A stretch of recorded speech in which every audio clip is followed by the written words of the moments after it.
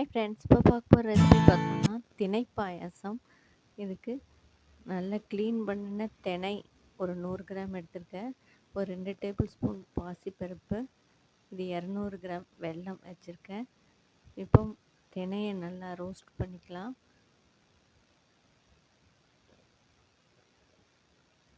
வாசனை வர வரையும் ரோஸ்ட் பண்ணிக்கிறோம்.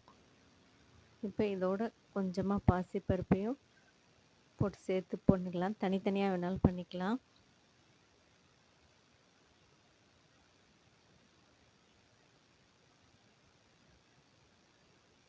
இது நல்லா செவந்ததுக்கப்புறமா இது ஒரு கப்புக்கு இதே கப்பால் 3 கப் அளவுக்கு தண்ணி வச்சுக்கிறோம்.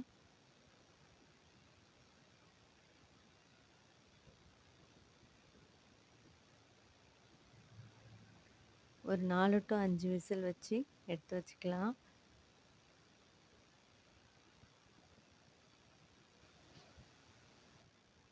இப்போ 3 to 4 டேபிள் ஸ்பூன் நெய் விட்டுக்கிட்டு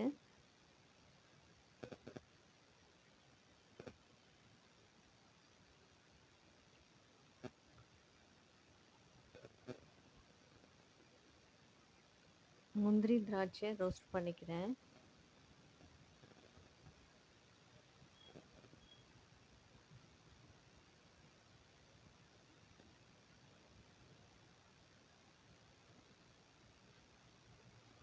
இப்போது இது ரோஸ்ட் ஆகிடுச்சு.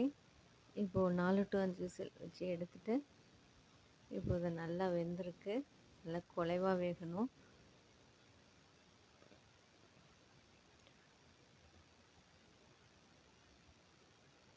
இப்போ இதோட சேர்த்துக்கிறேன் திக்கான பால்.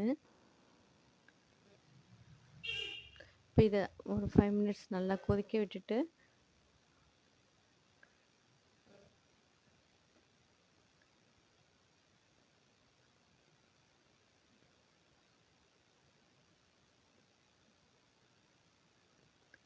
இதோட வெள்ளைப்பாகு சேர்த்துக்கலாம்.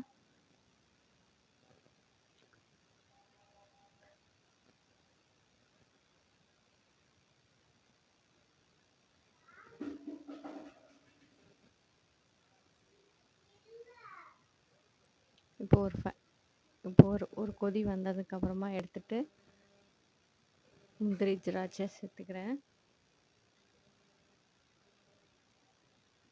இப்போ இதோட ஃபைனலாக ஏலக்காய் பொடி சேர்த்துக்கலாம்.